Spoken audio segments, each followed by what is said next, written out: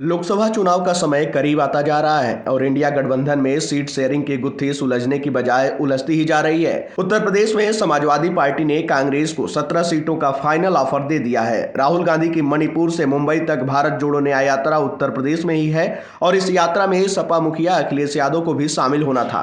अब सपा ने seat sharing को लेकर कांग्रेस पर दबाव बनाने के लिए अब यह साफ कर दिया है कि गठबंधन फाइनल नहीं होने तक अखिलेश यादव राहुल गांधी की न्याय यात्रा में शामिल नहीं होंगे।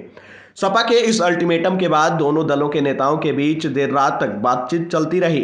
हालांकि यह बैठक भी बेनतीजा ही रही। कांग्रेस और सपा दोनों दलों के बीच बलिया, बिजनौर और मुरादाबाद सीट पर पेच फंसा हुआ है। इन सब के बीच अब इसे लेकर कांग्रेस का बयान सामने आया है। कांग्रेस के राज्यसभा नेता जयराम रमेश और सपा के साथ सीट शेयरिंग को लेकर बातचीत चल रही है।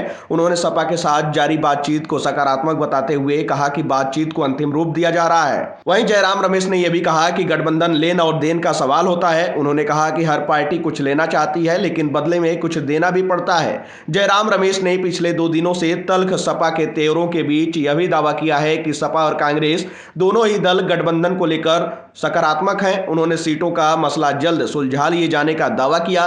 जयराम रमेश का बयान अखिलेश के उस बयान के ठीक अगले दिन आया जब सपा मुखिया ने 2 टूक कह दिया था कि गठबंधन फाइनल नहीं हुआ तो वह राहुल गांधी की यात्रा में शामिल नहीं होंगे। सपा ने कांग्रेस को 17 सीट देने का प्रस्ताव दिया है। सपा यूपी में कांग्रेस के लिए गांधी परिवार का गढ़ रही अमेठी और रायबरेली लोकसभा सीट के साथ ही वाराणसी, प्रयागराज, देवरिया, बांसगांव, महाराजगंज, बाराबंकी, कानपुर, झांसी, मथुरा, फतेहपुर सीकरी, गाजियाबाद, बुलंदशहर, हाथरस और सहारनपुर की सीट छोड़ने के लिए तैयार है, लेकिन पेच 3 सीटों पर फंस रहा है। खैर, देखना होगा कि इंडिया गठबंधन यानी कि सपा और कांग्रेस के बीच सीटों का ये पेच जो है वो सुलझ पाता है कि नहीं सुलझ पाता है।